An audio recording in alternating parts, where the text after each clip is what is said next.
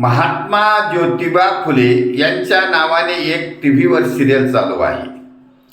Serial पाहता असं वाटतं की हा महाराष्ट्र शाहू फुले आंबेडकरांचा आहे असं आपण म्हणतो, परंतु जे स्वतःला उच्चवर्णीय समजतात त्यांचा मात्र दबदबा कायम आहे.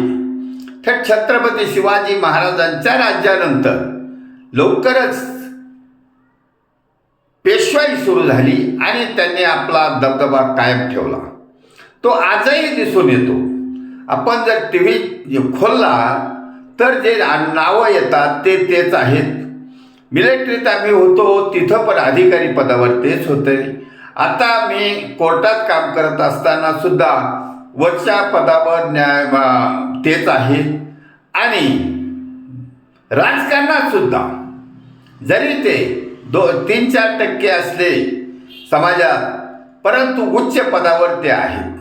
मग शाहू फुले आंबेडकरांचा जर महाराष्ट्र होता आहे तर यांना वर जाण्याचं कोणता मार्ग आहे?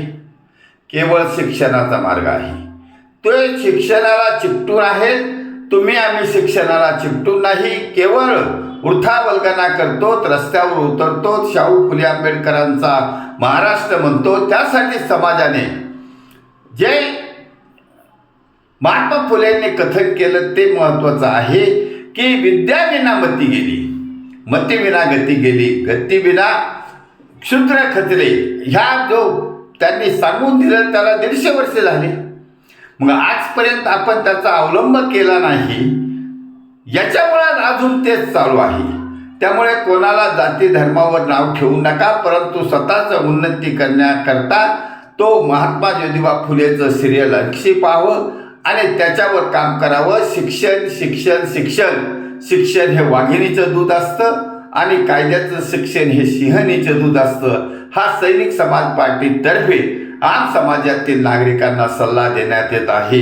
धन्यवाद. भारत वर्ष की जय. छत्रपती शिवाजी महाराज की जय. सैनिक समाज पार्टीचा विजय असो.